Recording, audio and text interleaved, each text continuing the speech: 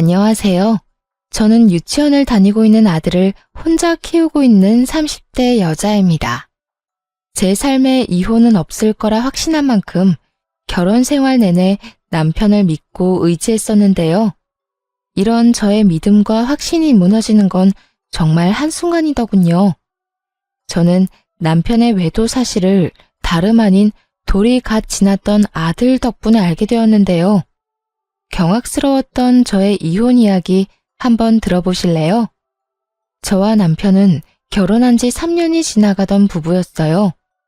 남편은 자세하게 밝힐 순 없으나 어쨌든 공무원이었고 전 평범한 회사원이었어요.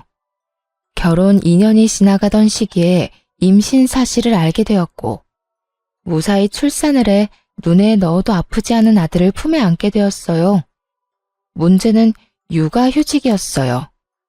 저희 회사에도 물론 육아휴직이란 제도가 있긴 했지만 아무래도 눈치가 보이는 상황이었고 그에 비해 남편은 육아휴직에 대해 너그러운 편이었죠.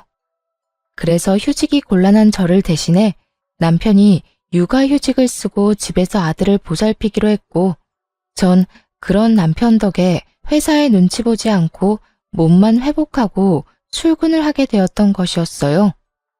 시댁에서는 이런 상황을 달갑게 여기진 않았는데 우리 가족을 보면 늘 기분 나쁜 말을 하곤 했죠. 남편이 사표를 낸 것도 아니고 그저 육아휴직을 냈을 뿐인데 꼭 저를 위해 회사를 아예 그만둬버린 것처럼 말이죠. 예로부터 남자는 나가서 일을 해야 어깨를 펴고 사는 법인데 무슨 여자가 돈을 벌겠다고 저 유난을 부리는지. 자고로 여자는 집에서 살림이나 해야지 밖으로 나돌면 안 되거늘. 에이 어머님, 요즘 집에서 그냥 쉬는 여자가 몇이나 된다고요. 요즘엔 다들 결혼하고 아기 낳아도 일 다니고 해요. 넌 내 아들 집에 들여앉히고 일 다니니까 내가 이런 말을 하는 거 아니니?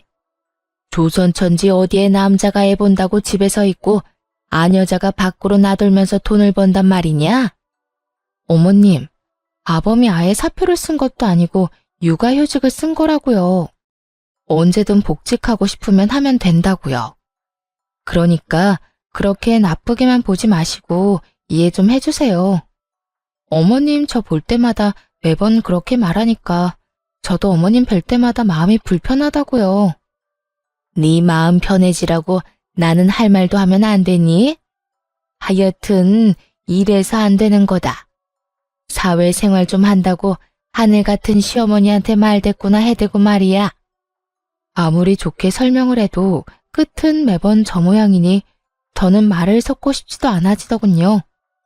말이야 바른 말이라고 저라고 아직 엄마 손길이 필요한 아기를 두고 출근을 해야 하는 상황이 마냥 편한 상황은 아니잖아요. 물론 밖에서 사람을 만나는 저와는 달리 온종일 아기와 씨름하는 남편도 힘들겠지만 저 역시 몸도 편치 않은 상황에서 일하랴 집에 와서 살림하랴 보통 힘든 것이 아닌 상황이었죠.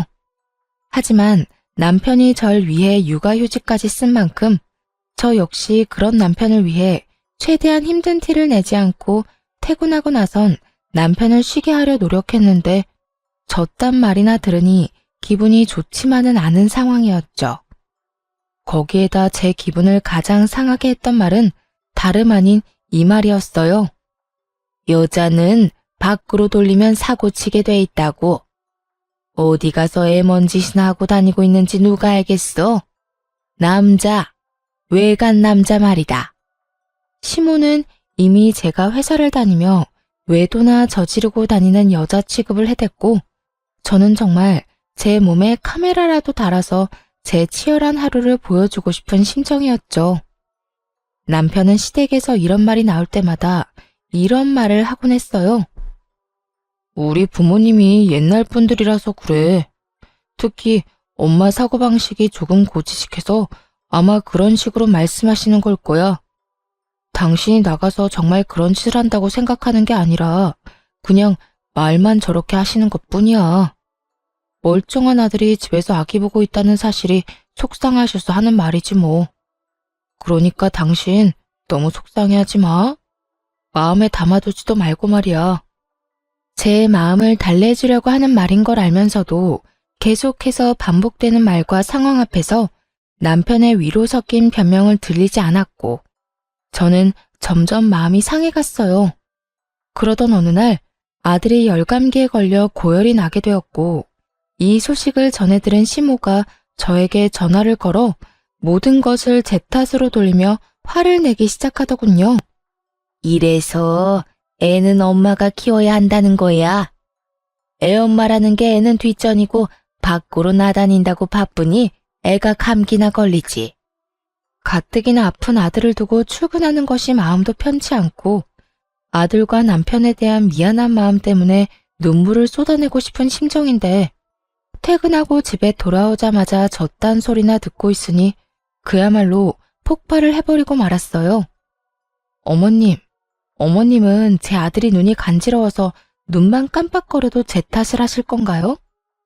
애들이 크다 보면 아프기도 하고 감기에 걸리면 열도 날 수 있는 일인데 그건 애가 크는 과정인 거지 누가 잘못하고 누가 틀려서 그런 일이 일어난 게 아니잖아요. 자연스럽고 당연한 일인데 왜 그걸 제 탓으로만 돌리세요? 저도요, 회사 다니고 싶어서 다니는 거 아니고요. 회사 다니고 싶은 남편 끌어다 앉힌 것도 아니라고요.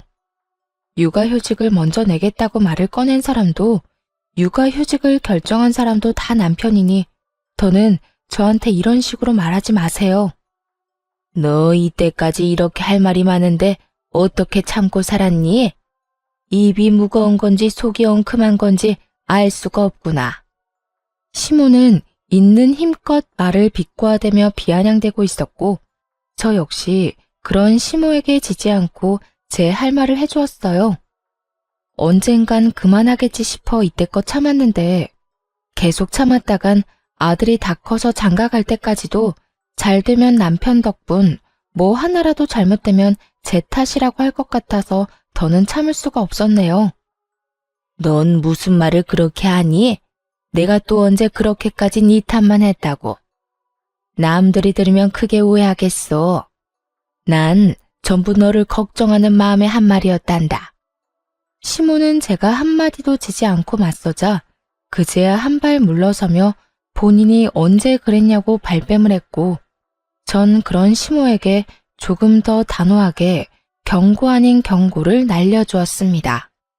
어머님은 그런 의도가 아니었다고 한들 모든 걸 제 탓이라고 생각하고 절 미워한다고만 생각이 들었어요. 앞으로는 제가 이런 오해를 하지 않도록 어머님께서 조금 더 조심히 해주세요. 저 역시 그렇게 생각하지 않도록 노력할 테니까요. 그러면 들어가세요. 저는 그대로 전화를 끊어버렸고 남편은 그런 제가 심했다고 생각했는지 저에게 이렇게 말하더라고요. 꼭 그렇게까지 말했어야 했어. 엄마도 애가 아프니까 속상해서 하는 말이잖아. 이때까지 잘 참다가 갑자기 왜 그래? 내가 참기만 하면 어머님이 그만했을 것 같아? 아마 모르긴 몰라도 날 한평생 못 살게 굴었을 거라고. 난 절대 그렇게는 못 살아. 내가 무슨 죄를 지었다고 이런 말을 듣고 살아야 해? 당신이 나서서 막아줄 거 아니면 앞으로 아무 말도 하지 말고 지켜나 봐. 제가 이런 식으로 단호하게 말하자 남편도 가만히 있어주더라고요. 남편은 알았던 거죠. 제가 한 번 아니라고 생각하고 화가 나면 말릴 수 없다는 걸 말이죠. 남편은 더는 이 일을 입에 올리는 일은 없었고 시모 역시 여전히 저를 싫어하는 티가 나긴 했지만 모든 것을 제 탓으로 돌리는 태도는 점차 줄어들더군요. 그렇게 1년이라는 시간이 지났고 무사히 아들의 돌잔치를 마치고 난 얼마 뒤였어요. 남편은 슬슬 복직하고자 하고 있었고 아들을 잃은 시기에 어린이집을 보내야 한다는 사실을 친정엄마가 알게 된 모양이에요. 아이가 조금 더 클 때까진 봐주신다고 먼저 말해주셔서 한숨 돌린 상황이었죠. 남편의 복직이 결정되고 복직의 날이 다가오던 어느 날, 남편의 생일 역시 맞물리게 되어 같은 사무실 동료들을 집으로 초대하게 되었어요. 남편이 육아휴직을 내는 동안 여러모로 고생 많으셨다는 의미로 미안함과 감사한 마음을 표현하기 위해 겸사겸사 마련한 자리였어요. 약속 시간이 되자 남편의 동료들이 집으로 찾아왔고 준비된 음식들을 먹고 있으니 낮잠에서 깬 아들이 나오더라고요. 당시 낯을 가리기 시작했던 터라 낯선 사람들의 모습에 울음을 터뜨리거나 곧장 전화 남편에게 다가가 안길 거라고 예상했던 제 생각과는 달리 제 아들은 한 여자 직원의 품으로 달려가 안기더니 이렇게 말하더라고요. 엄마! 어눌하지만 정확한 말 엄마였어요. 엄마, 아빠, 할미 정도는 할 줄 알았고 낯을 가린다는 것 자체가 익숙한 사람은 알아본다는 거잖아요. 분명 낯가림이 극에 달했던 시기였는데 낯선 여자에게 안겨버리는 아들을 보고 있으니 참 의아하더라고요. 어머, 지혜씨가 애들한테 인기가 많나 보네. 어떻게 이 많은 사람 중에 단번에 지혜씨한테 가서 안기나? 그러게, 엄마라고 하는 말 들었지? 아기 목소리 너무 귀엽다. 지혜씨, 기분이 어때? 처녀가 한순간에 아기 엄마가 되었네. 오늘은 제가 하루 동안 엄마가 되는 건가요? 그나저나 아기가 너무 귀엽네요. 한 품에 쏙 들어오는 게 기분이 너무 이상해요. 저마다 아들의 행동을 보며 귀엽다며 까르르거리며 대화를 나누고 있었고 아들을 안고 있는 여자 직원 역시 너스레를 떨며 아들을 더 꽉 안더라고요. 거기까진 그러려니 하며 아들이 그 여자 직원이 마음에 들었나 보다 애써 넘길 수 있었어요. 하지만 정말 의아한 일은 그 뒤에 일어나고 있었죠. 아들은 그 여자 직원의 무릎에 앉아 끊임없이 그 여자 직원에게 엄마라고 하고 있었고 그 여자 직원은 당황하는 기색 하나 없이 아들을 자신의 앞에 앉히고선 익숙하다는 듯 아들을 돌보고 있더라고요. 아들이 가장 좋아하는 발바닥 주물러주기부터 해서 울다가도 바나나만 주면 뚝 그치는 아이한테 바나나까지 먹이고 있었어요. 가족이 아니라면 알지 못하는 아들의 특성을 세세하게 잘 알고 있는 여자 직원을 보며 다른 사람은 몰라도 저는 알 수 있었죠. 이 여자 분명 내 남편과 무언가가 있다는 것을 말이죠. 거기에다 그런 제 예상을 뒷받침해주듯 남편은 지나치게 제 눈치를 살피기 시작하더군요. 전 그런 남편을 보며 더욱 제 가설을 확신하게 되었고 표정 관리에 힘쓰며 무사히 식사 자리를 마무리하게 되었습니다.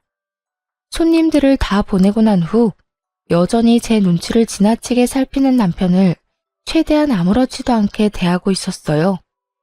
제 마음엔 99% 정도 그 여자가 그저 직장 동료가 아닐 거란 걸 확신하고 있었지만 혹시나 제가 큰 오해를 하고 있다면 그거 역시 그거대로 많이 곤란한 상황이 될 수 있을 테니까요.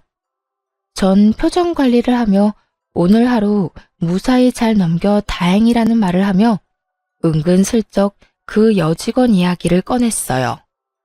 그 여자 직원 우리 아들 엄청 잘 봐주더라. 아들도 좋아하고 말이야. 덕분에 편하게 밥도 먹고 수다도 떨었네. 출근하면 고맙다고 해줘. 들어보니까 조카들이 어리다고 하더라고. 그래서 애들도 잘 보고 애들도 잘 따르고 하는가 보더라. 어찌되었든 당신이 오늘 편했다니 다행이다. 나 때문에 당신이 너무 고생하는 거 아닌가 생각했거든. 들어가서 좀 쉬어. 뒷정리는 내가 할게. 아니야, 같이 해. 혼자 언제 다 하려고 그래. 아니야. 내가 다 할 수 있어. 당신은 준비하느라고 정신 없었을 텐데 얼른 들어가서 쉬어. 내가 얼른 끝내고 들어갈게. 그래? 그러면 수고해. 남편은 묻지도 않은 직원의 가족관계까지 설명하며 저를 방으로 밀어넣으려 하더군요. 결국 남편에게 뒷정리를 맡기고 안방으로 들어와 버렸습니다. 아무리 좋게 생각해보려고 해도 의심스러운 정황에 한참을 고민하던 저는 아기가 태어나기 전 충동적으로 구매했던 홈 CCTV 2개를 꺼내들게 되었죠. 무선으로 몰래 숨기기 좋아 보였거든요. 하나는 남편이 거실을 치우는 사이 아기 수납장 맨 위 인형들 사이에 숨겼고, 하나는 남편이 자는 사이 거실에 있는 수납장 안에 숨겨두었죠. 아예 신경을 쓰지 않고 보면 아무도 눈치채지 못할 정도로 몇 번이고 확인했고, 그렇게 아무 일도 아무것도 모르는 척 일상생활을 잘하고 지냈죠. 어느덧 남편의 복직 일주일 전으로 다가왔지만 그때까진 아무리 CCTV를 살펴봐도 그 어떠한 의심스러운 장면이 없더라고요. 의심스럽기는커녕 아들을 보느라 고생인 남편을 보는데 안쓰러운 마음마저 들었어요. 남편은 긴 시간 외출하는 일이 거의 없었고, 해봤자 아이와 함께 잠시 단지 내에 산책하러 간다거나 아이와 외출 시간이 길다 싶으면 함께 장을 봐서 오는 듯 양손 가득 먹거리를 사들고 들어오더라고요. 그런 남편의 생활을 지켜보고 있자니 괜한 사람을 오해한 것 같아 죄책감마저 느껴지더라고요. 그런 생각이 드니 이 모든 것이 무슨 짓인가 하는 생각이 들며 집에 숨겨왔던 CCTV를 치워야겠다고 마음먹은 어느 날이었어요. 그날은 의도치 않은 야근이 생겨 저녁 10시가 넘어가도록 퇴근을 못하던 날이었어요. 남편에겐 야근 때문에 많이 늦을 것 같다고 말해놓고 아이가 잘 있는지 틈틈이 휴대폰으로 챙겨보고 있었죠. 그런데 그날따라 남편의 행동이 수상하더라고요.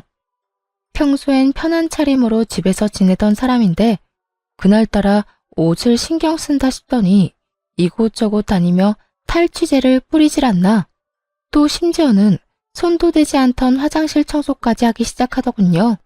이불을 터는 모습이 보이기도 했고요. 정말 이상하다는 생각이 들던 그때 저녁 7시쯤 집에 누군가 찾아온 듯 했고, 그 누군가는 저의 예상대로 그 여자였어요. 두 사람은 제가 없는 제 집에서 마치 신혼부부라도 되는 양 행복한 시간을 보내기 시작하더라고요. 그러면서 나누는 두 사람의 대화에 손이 벌벌 떨리더군요. 자기야, 왜 이렇게 오랜만에 왔어? 아이고, 혹시 모르잖아. 일도 바쁘기도 했고, 그날 주원이가 나한테 엄마라고 하면서 내 무릎에 앉는데 내가 태어난 척했지만 정말 깜짝 놀랐다니까. 자기 부인은 아무 말도 안 했어? 내가 말했잖아. 그 여자 눈치가 진짜 없다고. 그날도 무사히 잘 넘겼다고. 자기 덕분에 밥 편하게 먹었다고 오히려 고마워하더라니까. 그나저나 나도 깜짝 놀랐지 뭐야. 엄마라고 하라고 시키긴 했지만 집사람 앞에서도 자기한테 엄마라고 할 줄은 전혀 몰랐잖아. 남편은 아들의 머리카락을 쓰다듬으며 상간녀를 보고 웃고 있었고, 상간녀 역시 남편과 눈을 마주하며 웃는가 싶더니 아들을 끌어안고 경악스러운 말을 하기 시작했어요. 그러니까 우리 주원이가 참 똑똑하다니까. 주원아, 엄마 해봐. 엄마. 그래 주원아, 지금부터 익혀둬. 네 엄마가 될 수도 있으니까 말이야. 남편과 상간녀는 제 아들을 붙잡고 엄마라고 말하라며 시키고 있었고, 아직 아무것도 모르는 아들은 그저 맑게 웃고 있더라고요. 그 모습을 보는데 정말 눈이 돌아버릴 것만 같은 기분이었어요. 그게 끝이 아니에요. 상간녀는 옷방으로 들어가 편한 옷까지 갈아입고 나와선 집 주인인 척 행세를 하는데 정말 집으로 당장 뛰어가고 싶은 심정이었어요. 그 모든 장면을 보는데 왜 제 아들이 상간녀에게 엄마라고 부르며 살갑게 굴었는지 알 것만 같더라고요. 기특하고 똑똑하다며 아들에게 관심을 주는 것도 잠시. 둘만의 시간을 보내기 시작하자 아들은 방에서 혼자 놀고 있으라며 뒷전이 되어버렸고, 두 사람은 그저 세상에 둘만 남은 사람처럼 시간을 보내더군요. 그런데 자기야, 자기 정말 이혼할 거야? 너? 자기가 원하면 이혼이든 뭐든 다 할 수 있지. 자기는 내가 이혼하고 자기랑 살았으면 좋겠어? 나야 그러면 좋지. 이혼을 하더라도 최대한 조용하게 잡음 없이 해야 해. 당신 부인이 알면 위자료는 둘째치고 우리 일에도 지장이 생길 수도 있다고. 그래, 나도 알아. 그런데 집사람은 걱정도 하지 마. 지금쯤 아무것도 모르고 열심히 일만 하고 있을 테니까 말이야. 어쨌든 나도 조용히 빠르게 이혼할 수 있는 방법을 찾고 있으니까 조금만 더 기다려줘. 당연하지. 언제까지든 기다릴 테니 이혼하고 오기나 해. 두 사람은 제가 모든 것을 듣고 보고 있다는 사실은 상상치도 못한 채 저와의 이혼을 계획하고 있었고 그 모습을 보는 저는 분노로 몸이 다 떨려왔어요. 그렇게 전 모든 상황들을 보며 이혼을 결심하게 되었고 아들을 뺏기지 않고 보호하고자 계획을 세우게 되었죠. 들어보니 남편은 아들을 본인이 키우고 싶어 하는 것 같았고 상간녀는 그런 남편의 말에 동의하는 척은 하지만 진심은 그게 아닌 듯 했습니다. 남편이 잠시 화장실을 가거나 하면 다가오는 아들을 밀어내기 바빴으니까요. 모든 증거를 확보한 저는 회사를 며칠 쉬기로 하고 변호사를 만나며 이혼을 준비하기 시작했어요. 남편의 외도로 비롯된 이혼이기도 하고 상간녀의 행동, 남편이 아들이 있는 장소에서 외도를 저지른 점, 거기에다 두 사람의 시간을 보내느라 우는 아들을 그냥 방치한 점 등 여러 가지 증거로 볼 때 양육권은 제가 가지고 올 확률이 거의 확실하다고 했지만 더 확실하게 양육권을 가져올 증거가 필요했어요. 그래서 남편을 시댁으로 불렀고 시댁에서 확실하게 제 양육권을 확보하기로 했죠. 아들을 친정에 맡기고 온 남편이 시댁으로 들어왔고 전 남편 놈이 들어오자마자 남편의 싸대기를 시원하게 날려버렸죠. 순식간에 일어난 일에 남편과 시모는 멍하니 보고만 있었고 시모는 목덜미를 잡고 개거품을 물고 있더라고요. 너 이게 무슨 짓이야? 감히 내 앞에서 누구 얼굴에 손을 대는 게야? 네가 정녕 미친 거야? 어머님, 미친 사람은 내가 아니라 이 사람이에요. 제 말에 남편은 억울하다는 듯 저를 보며 득달같이 따지고 들기 시작했어요. 내가 뭘 잘못했는데 다짜고짜 이러는 거야? 내가 갑자기 왜 이러는지 조금도 짐작이 안 가니? 그만큼 당당한 거야? 아니면 워낙 잘못한 게 많아서 뭘 말해야 할지도 모르겠는 거야? 말을 해. 당신이 아무 설명도 없이 이러는데 내가 어떻게 알아? 정확히 설명을 해보란 말이야. 아, 그래? 그러면 이거 좀 볼래?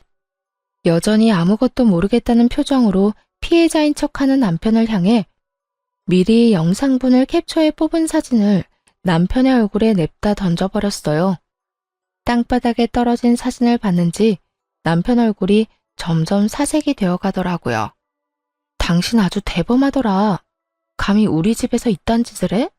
그것도 내 배 아파서 낳은 내 자식 앞에서? 네가 이러고도 인간이야? 이게 아빠라는 인간이 할 짓이냐고. 차라리 애를 맡기고 밖에서나 만나서 놀아야지. 이게 도대체 뭐 하는 짓이야? 여보, 그게 아니라 내 말 좀 들어봐. 그게 아니긴 개뿔. 이미 다 듣고 이미 다 봤어.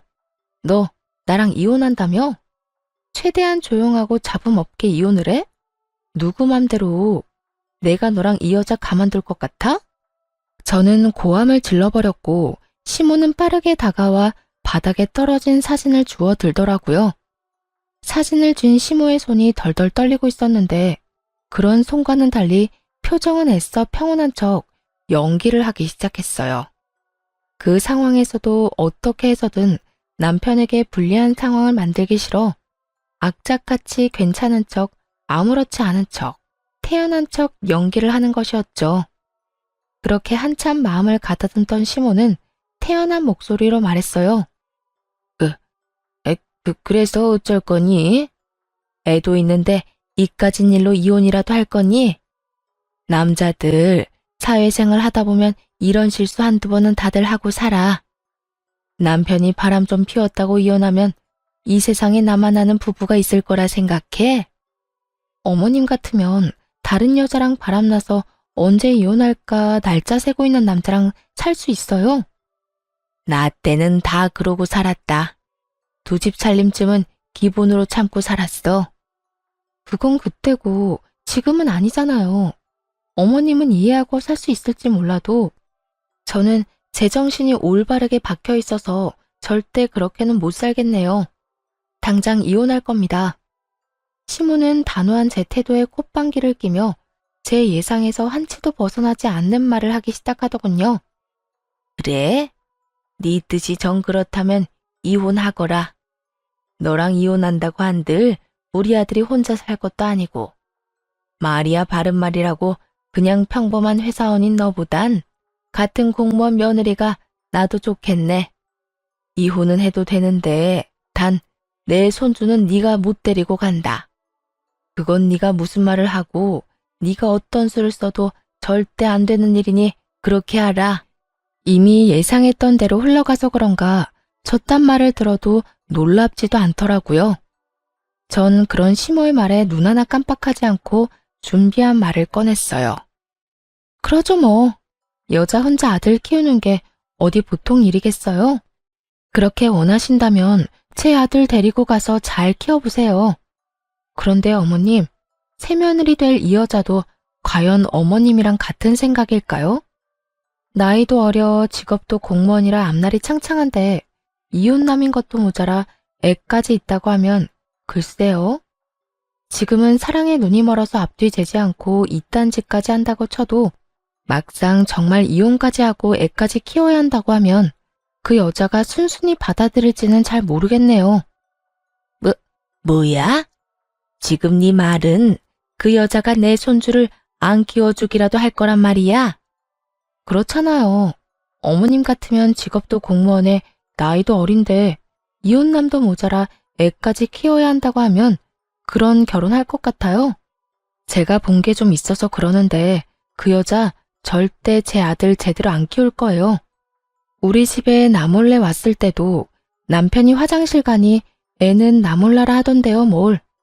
이렇게 바득바득 우겨서 데려간 아들 다른 데는 맡기지는 못할 거고 그렇다고 해서 어머님이 이제 걷기 시작한 애를 도맡아 키울 수는 없을 텐데 그래도 손주가 아까워서 저에게 못 주겠다고 하면 하는 수 없죠. 제가 포기할게요. 시모는 제 말을 가만히 듣고 있더니 일리가 있다 싶었는지 순식간에 말을 뒤집더군요. 아, 아니다.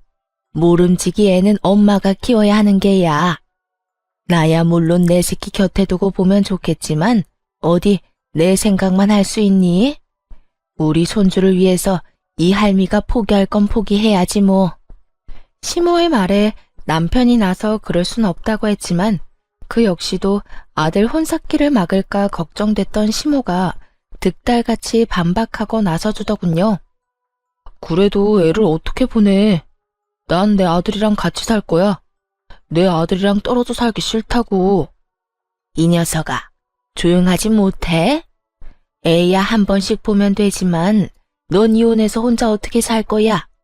한평생 외롭게 살 거야? 그건 걱정하지 마. 지혜가 우리 아들 자기 자식처럼 키워준다고 했다고. 그걸 다 믿어? 지금이야 너한테 눈이 멀어서 애가 어려도 뭐든 다 하겠다고 말하겠지만 막상 너 이혼하고 네가 아쉬운 처지 돼봐라. 그때도 네 말처럼 애 키운다고 말이 나올지. 그리고 너희 살면서 애라도 생기면 어떻게 할 거야? 여자는 제 배 아파 낳은 자식한테 손길 눈길 한 번씩은 더 가게 되는 법이야. 설마 우리 지혜 그런 여자 아니라고. 그런 여자라서 그렇게 행동하는 게 아니라 그런 상황이니 그렇게 행동할 수밖에 없다는 걸 왜 몰라 이 녀석아. 괜히 애 때문에 상황 시끄럽게 만들지 말고 그냥 넌 홀가분하게 애 주고 와서 깨끗하게 새 출발해. 시모의 반박 불가한 말에 남편은 어느새 수긍하며 고개를 끄덕이고 있었고 전 마음속으로 쾌재를 불렀습니다. 만약 그럼에도 시모와 남편이 양육권을 가지려 우겨대면 읊어주려고 미리 작성해왔던 변호사님의 자문도 주머니 속에 있었거든요. 뭐 귀찮은 일은 덜었던 것이었죠. 그래, 그러면 우리 아들 양육권은 당신이 가져. 그 대신 우리 아들 잘 키워야 한다. 정말 잘 키워야 해. 어쩔 수 없지 뭐. 그런 걱정은 하지도 마.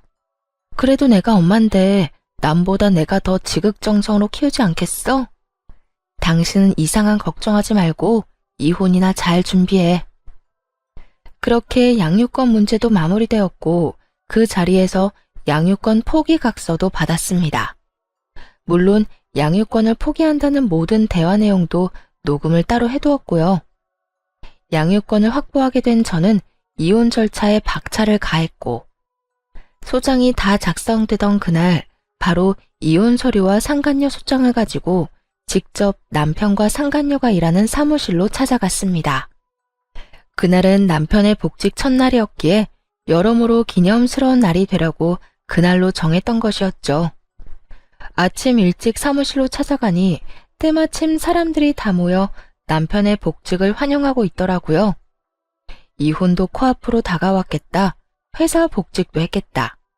입이 찢어질 듯 웃고 있던 남편과 상간녀는 저를 보자마자 얼굴이 새파랗게 질려가더군요. 당신 여기까지 무슨 일이야? 무슨 일은 직접 줄 게 있어서 이렇게 왔지. 이렇게 말한 저는 손에 들린 서류 봉투를 흔들었고 남편은 어떤 것임을 짐작했는지 저를 끌고 나가려고 안간 힘을 쓰더라고요. 이렇게 쉽게 끌려나가려고 그 아침 대바람부터 찾아온 것이 아니었잖아요. 전 초인적인 힘을 발휘해 남편을 뿌리치곤 남편의 얼굴엔 이혼 서류를, 상간녀의 손엔 상간녀 소장을 쥐어줬어요. 이건 당신 거고 이건 그쪽 거. 보면 알겠지만 당신한테 준 건 이혼 서류고 그쪽한테 준 건 상간녀 소장이야. 제 입에서 상간녀라는 단어가 나오자 사무실엔 정적이 흐르고 모두가 놀란 토끼 눈을 하며 남편과 상간녀를 번갈아 보더군요. 상간녀는 이런 와중에도 발뺌하기 바쁘더라고요. 이걸 왜 날 줘요? 사람 착각한 것 같은데 저 이런 거 받을 이유가 없다고요. 받을 이유가 없어? 그럼 내가 받을 이유를 여기서 한번 읊어줄까? 너 나 회사 출근하면 우리 집에 들락날락했던 거 내가 모를 줄 알아? 내 남편한테 이야기 못 들었니? 내가 다 알았다는 거.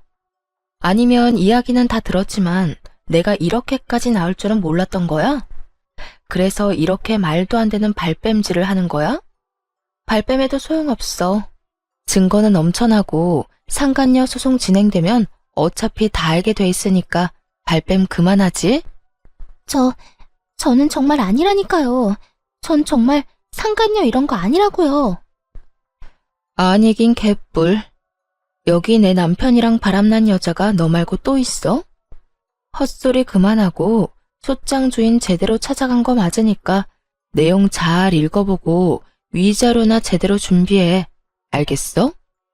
상간녀가 아무 말도 못하고 몸만 부들부들 떨고 있으니 남편은 도저히 안 되겠다 싶었는지 다시금 저를 바깥으로 잡아 끌기 시작하더군요. 이제 모두가 알게 되었는데 대체 무슨 뻔뻔함으로 나를 잡아 끄는 건지. 그 손길이 너무 더럽고 추악하게 느껴졌던 저는 팔을 신경질적으로 쳐내며 말했죠. 이거나 어디서 감히 내 몸에 손을 대? 네가 가지 말라고 해도 내 할 일은 다 했으니 이제 갈 거야. 제가 방향을 틀자 남편 놈은 저만 들리게 아주 작은 소리로 이렇게 말하더라고요. 갈 때 가더라도 사람들한테 다 오해라고 설명하고 가야 할 거 아니야. 이대로 가면 나랑 지혜는 어떻게 해? 당신 때문에 일 그만두게 되면 당신이 책임질 거야? 어쩌면 인간이 이렇게나 뻔뻔할 수가 있는지 그 순간 멍하더라고요. 어쩌다가 인간이 이렇게까지 변했나 싶기도 하고요. 어이없다는 듯 남편을 쳐다보다 큰 소리로 고함을 치고 사무실을 나와버렸습니다.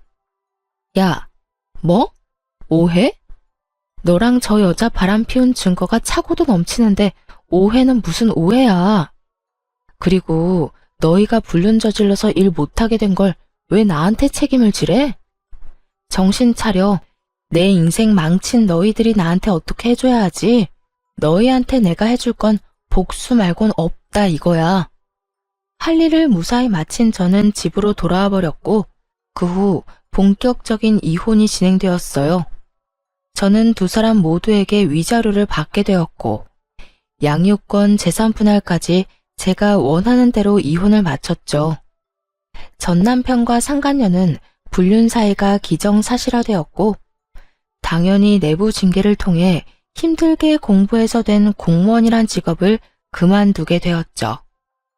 그렇게 직업만큼은 지키고 싶어 하더니 제 계획대로 다 이루어져서 얼마나 기뻤는지 모릅니다. 재판을 통해 이혼이 확정되는 날, 전 남편과 상간녀가 백수 신세가 되었단 걸 알았는지 시모에게 전화가 와 온갖 악담을 퍼부어대더군요. 네가 그러고도 사람이야? 그냥 조용히 이혼이나 하면 되지. 거길 왜 찾아가서 우리 귀한 애들 백수로 만들고 난리야? 너 어떻게 책임질 거야? 우리 아들이 몇 년을 공부해서 어떻게 된 공무원인데? 네가 다 책임져. 네가 다 책임지라고. 내 진짜 개념 없는 아줌마인 건 알고 있었지만 이 정도인 줄은 몰랐네. 잘못을 했으니 그 모양 그 꼴이 된 걸 왜 나한테 책임지래요?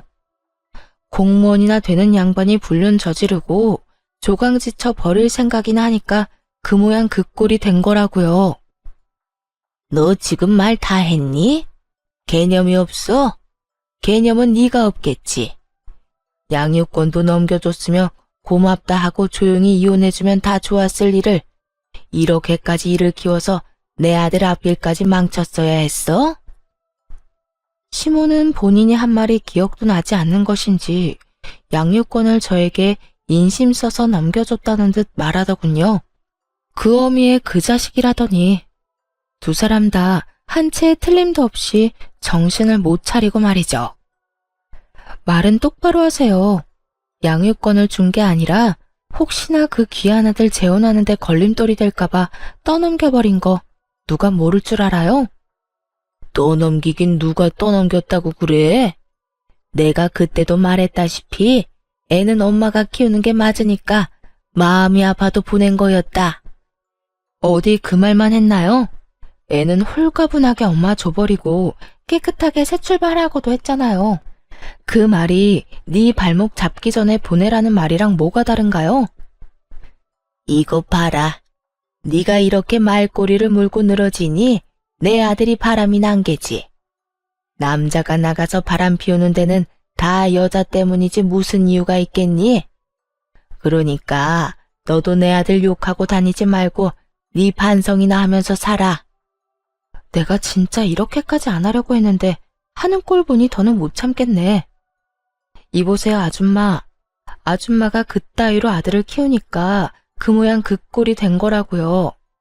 그리고 내 입으로 내가 무슨 말을 하고 다니든 아줌마가 무슨 상관이에요? 나한테 신경 끄고 아들하고 새로운 며느리한테나 신경 쓰고 살라고요. 그리고 그렇게 금쪽 같은 아들한테 말 좀 전해줄래요?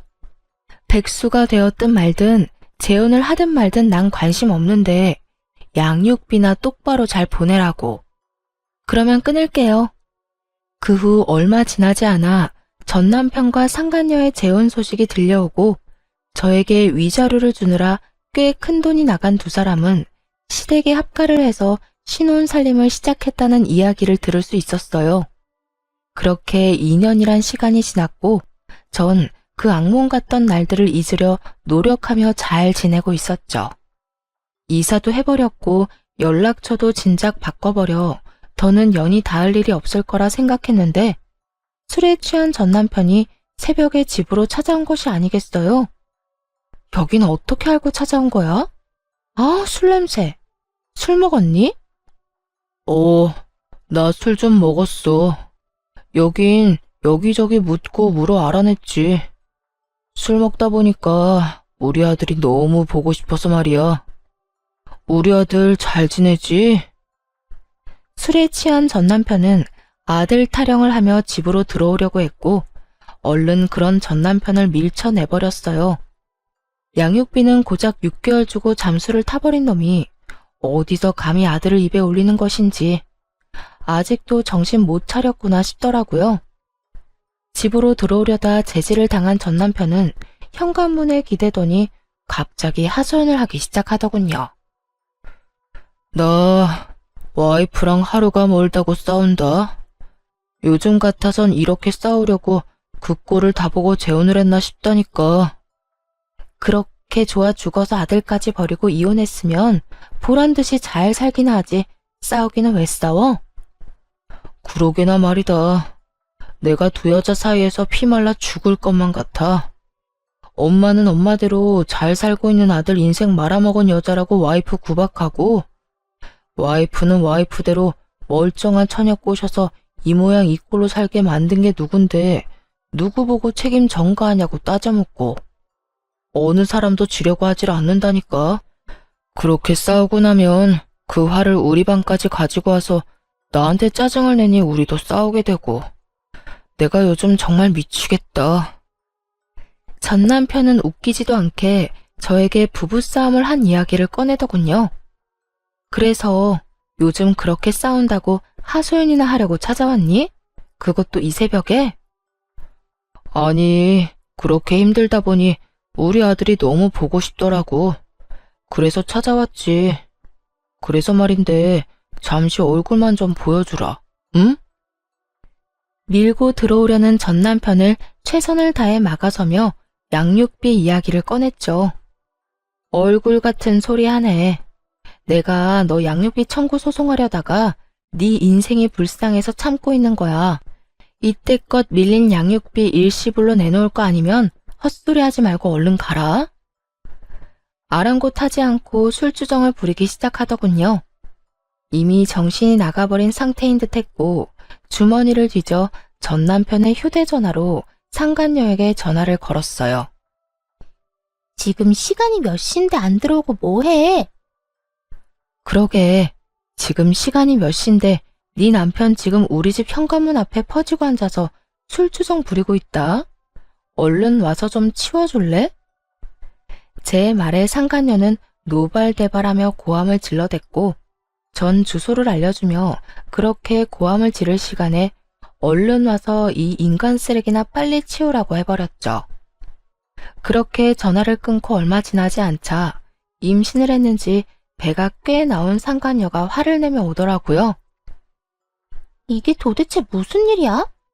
두 사람 나 몰래 만나고 있었어요?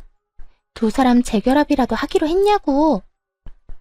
내가 미쳤어? 이딴 인간이랑 재결합하게.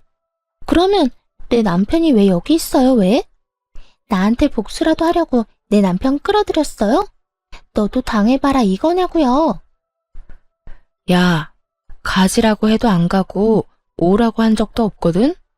알려준 적도 없는 집 찾아와서 이러는데 나보고 어쩌라는 거야? 난 네 남편한테 아무런 감정도 없으니까 제발 좀 데리고 가고 앞으로 네 남편 단속이나 좀 잘해. 다음에 또 이딴 식으로 찾아오면 경찰에 신고할 거라고 꼭 좀 전해주고. 상간녀는 저를 한번 쏘아보더니 전 남편을 흔들어 깨워 질질 끌고 집으로 돌아가더군요. 그 꼴 참 보기 좋다 싶었네요. 그 후 들리는 전 남편은 또 제 번호를 어떻게 알았는지 연락이 와선 친절히 그 뒷이야기를 전해주더라고요. 당신 도대체 내 와이프한테 그날 뭐라고 한 거야? 혹시 뭐 오해할 만한 이야기 했어? 오해? 무슨 오해? 너랑 나 사이에 남은 오해라도 있니? 난 그저 네 남편 술 많이 취해서 이러고 있으니 데리고 가라고 했을 뿐이야. 아, 나한테 개거품 물길래 남편 단속이나 잘해라고도 했네. 별 말도 안 했는데 내 와이프는 왜 그러는 거야? 당신하고 나하고 다시 만나는 게 분명하다면서 흥신소에 의뢰를 해서라도 증거 잡아낼 거라고 난리를 부리는데 나 정말 미치겠다고. 도대체 우리 집이랑 전화번호 누가 알려줬는지 모르겠는데 이딴 말이나 하려고 전화했니? 술도 다 깬 것 같으니까 다시 한번 말할게. 너 나한테 연락하고 찾아오려거든. 밀린 양육비 다 내놔. 양육비는 꼴랑 6개월 주고 입 닦아놓고선 어디서 양심도 없이 연락질이야? 네 부인이랑 싸우든 말든 난 관심도 없으니까 찾아오지도 말고 연락도 하지 마. 한 번만 더 연락하거나 찾아오잖아? 경찰에 신고는 물론이고 바로 양육비 청구 소송 들어갈 테니까 그렇게 알아. 전 전화를 끊어버리고 차단을 해버렸고 그 후 다른 소식이 들려오더군요. 상간녀의 광기 어린 집착에 결국 전 남편도 폭발을 했는지 큰 싸움이 되어버렸고 화가 머리끝까지 난 상간녀는 전 시댁을 뒤집어 엎어버리고 짐을 싸서 나가버렸다고 하더라고요. 전 시모는 그 모습을 보곤 목덜미를 잡고 뒤로 넘어가 버렸고 세상에 다시 없을 사랑이라고 자부하던 두 사람은 이혼을 하게 되었다고 합니다. 뱃속에 아기까지 있는데도 말이죠. 그렇게 사랑해서 모든 걸 다 버리고 결혼까지 하더니 그 사랑의 결말이 겨우 가정 파탄이라니. 역시 불륜 커플에 어울리는 결말이다 싶었네요. 그러게 바람 피운 게 뭔 죄냐며 창피한 줄 모르고 나댈 때 알아봤죠. 그 후 전 잘 지내고 있습니다. 몇 년이라는 시간이 또 지났고 아이는 이제 유치원에 다니고 있어요.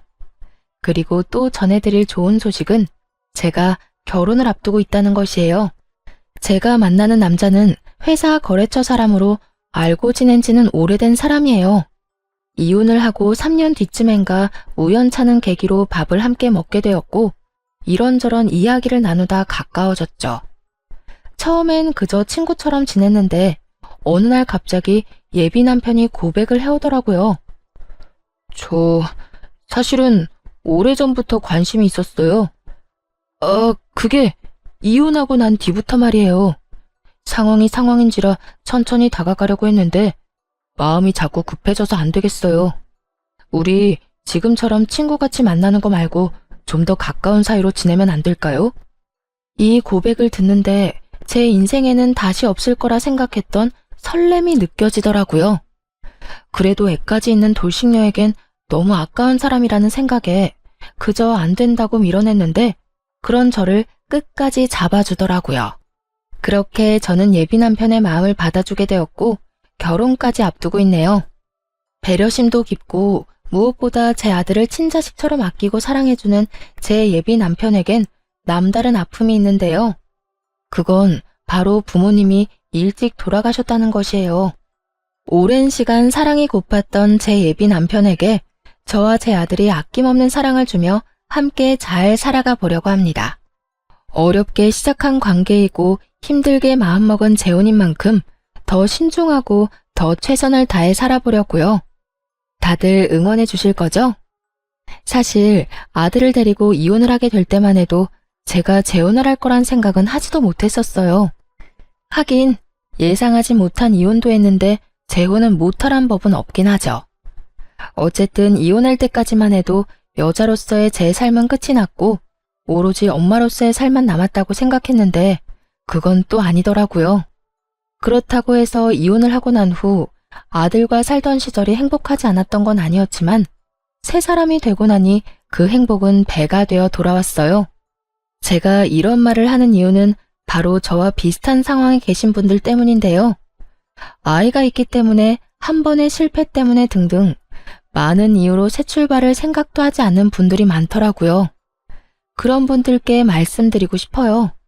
자녀분을 홀로 양육하고 있다는 건 그만큼 사랑이 넘치고 책임감이 있다는 뜻이고 이혼을 했다는 건 손가락질 받거나 욕먹을 일이 아니란 것이에요. 아무 잘못도 없는 우리가 한 발 내디뎌 행복해야 하는 건 당연한 거 아닐까요? 다들 행복하세요. 제가 응원할게요. 긴 사연 함께 해주신 분들 감사합니다.